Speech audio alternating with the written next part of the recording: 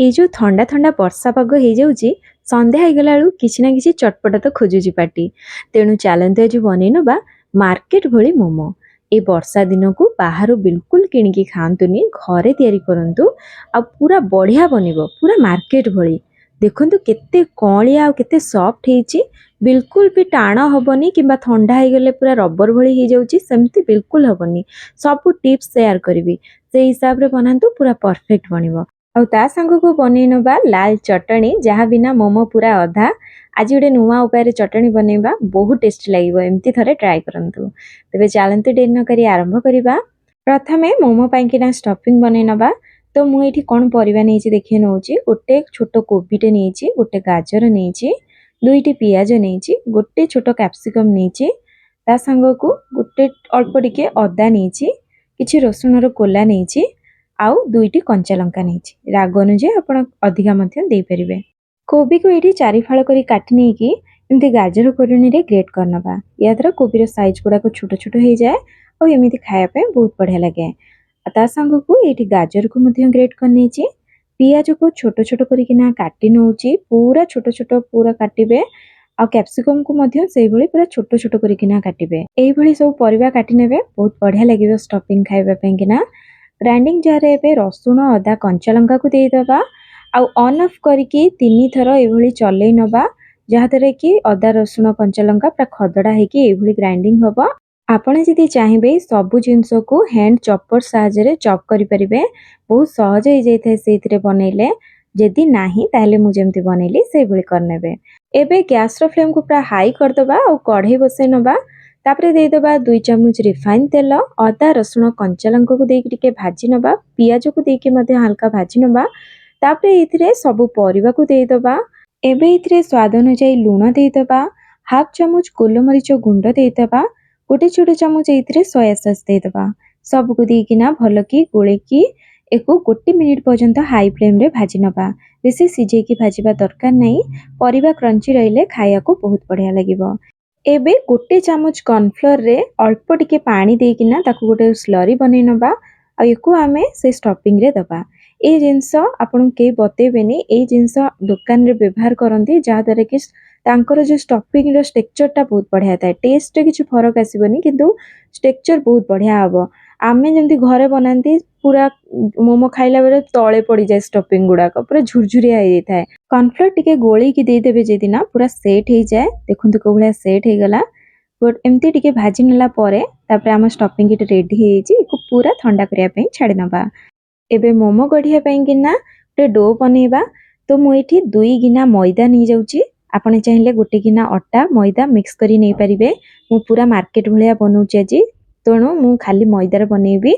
आ एथिरे आमे किछि पकेबानी, लूण तेल किछि भी पकेबेनी। आगुरु मु से सब पकेकी आगुरु बनेइची, मोमोर कलर पूरा चेंज हो जिवो।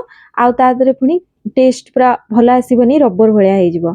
तेणु आपण केवल पानी देकी एको चकटिबे, नॉर्मल पानी देकी ना पूरा हार्ड करके गोटे चकटिबे। हार्ड पूरा थिबो किंतु स्मूथ थिबो, फटा फटा नथिबो। टिके समय लागिबो 6 रु 7 मिनिट पर्यंत एमती आपण चकटिबे। देखिबे पूरा प्लेन स्मूथ डोटे हे जिवो। देखंतु पूरा हार्ड और स्मूथ डो एठी बनिकी रेडी हो गला। मु जेमती आपण मानको देखौची सेही भलिया चकटी नेबे, जातरे कि मोमो पूरा सॉफ्ट बनिबो, खाया को बहुत बढ़िया लागिबो, कलर भी चेंज होबनी, पूरा मार्केट भली हबो। एबे एको कवर करिकिना 15-20 मिनिट रेस्ट पई छाडी नबा। सेही भितरे चालंतु मोमो पई बनै नबा लाल चटनी। सस्पेन रे अल्प टिके पानी नहीं जाइची, बेसी पानी देबेनी, अल्प पानी देबे।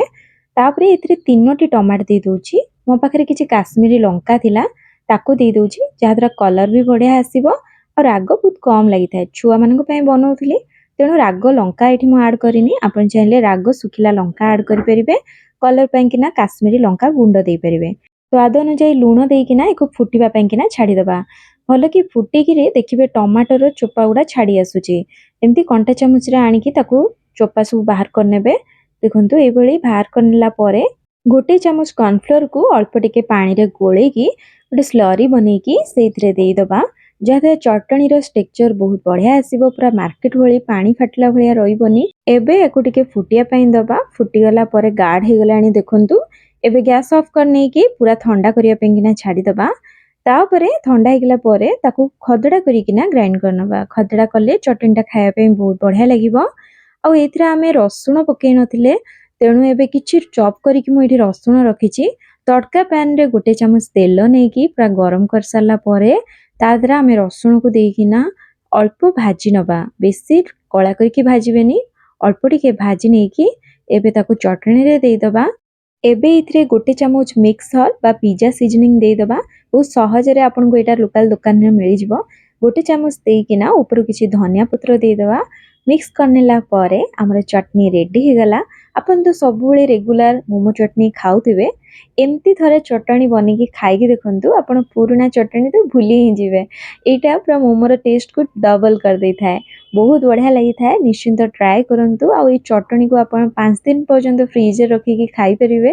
କେବଳ ସେତିକି ନୁହେଁ, ଆପଣ ଏକୁ ପିଜ୍ଜା ବନେଇବାରେ, ସ୍ୟାଣ୍ଡୱିଚ୍ ବନେଇବାରେ କିମ୍ବା ପାସ୍ତା ବନେଇବାରେ ସବୁଥିରେ ଏଟାକୁ ବ୍ୟବହାର କରିପାରିବେ। ବହୁତ ବଢ଼ିଆ ଲାଗେ ଖାଇବା ପାଇଁ। ନିଶ୍ଚିନ୍ତ ଥରେ ଟ୍ରାଏ କରନ୍ତୁ। ଚଟଣି ତ ଆମର ଏଇଠି ରେଡ଼ି ହେଇଗଲା।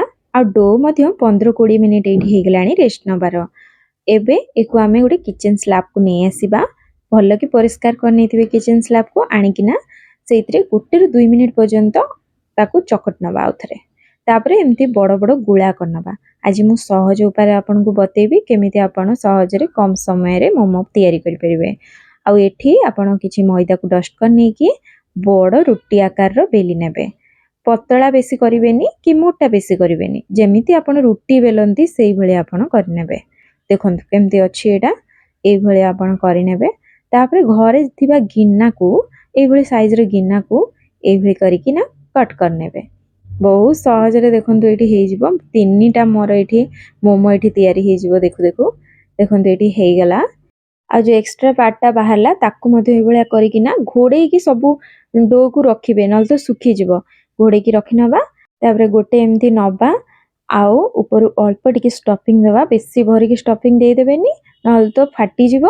ଏମିତି ଆଗକୁ କରିକିନା ଆମେ ଜଏଣ୍ଟ କରିକି ତାକୁ କରିନେବା, ଗଢ଼ି ନେବା। ମୋତେ ତ ଏଇଟା ସହଜ ଲାଗେ ଏଇ ଡିଜାଇନଟା। ଆପଣଙ୍କୁ ଯଦି ଅଲଗା କିଛି ଡିଜାଇନ ଆସୁଛି, ଯେଉଁଟା ଆପଣଙ୍କ ହାତକୁ ସୁବିଧା ହୁଏ ସେଇଭଳି ଆପଣ ଡିଜାଇନ କରିନେବେ। ବହୁତ ସହଜ, କିନ୍ତୁ ମୋତେ ଏଇଟା ଲାଗେ ବହୁତ ସହଜରେ ବନିଯାଏ। ଆପଣ ଷ୍ଟଫିଂ ଦେଇକିନା এইଭଳି ଗୋଟେ ସାଇଡକୁ এইଭଳି ମୋଡ଼ି ନେବେ। ତାପରେ ଦୁଇ ପାଖ ସାଇଡକୁ ଜଏଣ୍ଟ କରିନେବେ। ପୁଣି ଆଗକୁ ମୋଡ଼ି ନେଇକି ଜଏଣ୍ଟ କରିନେବେ। ପୁଣି ଦୁଇ ପାଖ ସାଇଡକୁ ଜଏଣ୍ଟ କରିନେବେ। এইଭଳି ଆଗକୁ କରିକିନା ଆଗଟାକୁ এইଭଳି ଜଏଣ୍ଟ କରିନେଲା ପରେ ରେଡ଼ି ହେଇଗଲା। ଏଇଠି ମୁଁ କିଛି ମୋମୋ ଗଢ଼ି ନେଇଛି। ଏବେ ଏକୁ ଷ୍ଟିମ୍ ଦେଇଦେବା। ତ ଏମିତି ଗୋଟେ ଜାଲି ବାସନ ନେଇଯାଇଛି, ଉପରୁ ଗୋଟେ ବଟର ପେପର ଦେଇଦେଇଛି, ଯାହାଦ୍ୱାରା ଆଉ ଲାଗିବନି ମୋମୋ। ଆପଣଙ୍କ ପାଖରେ ଯଦି ବଟର ପେପର ନଥିବ, ଆପଣ କିଛି ତେଲକୁ ଭଲକି ଲଗେଇ ନେବେ ସେ ବାସନରେ, ତଳେ ଆଉ ଲାଗିବନି। ଉପରୁ ମୋମୋକୁ ଦେଇକି ପୁଣି ଥରେ ଟିକେ ତେଲକୁ ଏମିତି ଲଗେଇ ନେବା, ଯାହାଦ୍ୱାରା ପରସ୍ପର ସହିତ ମୋମୋ ଲାଗିବନି। ଆଉ ଏପଟରେ ଗ୍ୟାସ୍ ଉପରେ 5 ମିନିଟ୍ ହେଲାଣି ମୁଁ ଗୋଟେ ଇଡଲି ଛାଞ୍ଚକୁ ବସେଇ ନେଇଥିଲି, ସେଥିରେ ଷ୍ଟିମ୍ କରିବି। ଏବେ ଏଥିରେ ମୋମୋକୁ ଦେଇକିନା 10ରୁ 12 ମିନିଟ୍ ପର୍ଯ୍ୟନ୍ତ ମିଡ଼ିୟମ୍ ଫ୍ଲେମ୍ରେ ମୋମୋକୁ ଷ୍ଟିମ୍ ହେବାକୁ ଦେବି। ଦେଖନ୍ତୁ ଏଠି 10-12 ମିନିଟ୍ ହେଇଗଲାଣି, ଆଉ ମୋମୋ ବଢ଼ିଆ ସେ ଷ୍ଟିମ୍ ହେଇଯାଇଛି। ଉପରୁ ଟିକେ ଭଲ ଦେଖାଯିବା ପାଇଁ କିଛି କଟା ଧନିଆ ପତ୍ର ଦେଇଦେବି। ସାଇଜରେ ଦେଖନ୍ତୁ କେତେ ବଢ଼ିଆ ହେଇଯାଇଛି। ଆଉ ଗରମା ଗରମ ଏକୁ ଲାଲ ଚଟଣି ସହିତ ଆପଣ ସର୍ଭ କରନ୍ତୁ। ବହୁତ ବଢ଼ିଆ ଲାଗିବ ଖାଇବା ପାଇଁକିନା। ଭିଡ଼ିଓଟି ଯଦି ଭଲ ଲାଗିଥିବ ତାହେଲେ ଲାଇକ୍ କରିଦେବେ, ଫ୍ରେଣ୍ଡ ଫ୍ୟାମିଲି ମେମ୍ବରଙ୍କ ସହିତ ସେୟାର କରିଦେବେ, ନୂଆ ଆସିଥିଲେ ଚ୍ୟାନେଲକୁ ସବସ୍କ୍ରାଇବ୍ କରିଦେବେ। ତାହେଲେ ରହିଲି, ପୁଣି ଆସିବେ ଏକ ନୂଆ ରେସିପି ସହିତ। ସମସ୍ତେ ଭଲରେ ରୁହନ୍ତୁ, ଖୁସିରେ ରୁହନ୍ତୁ। ଧନ୍ୟବାଦ। ଜୟ ଜଗନ୍ନାଥ।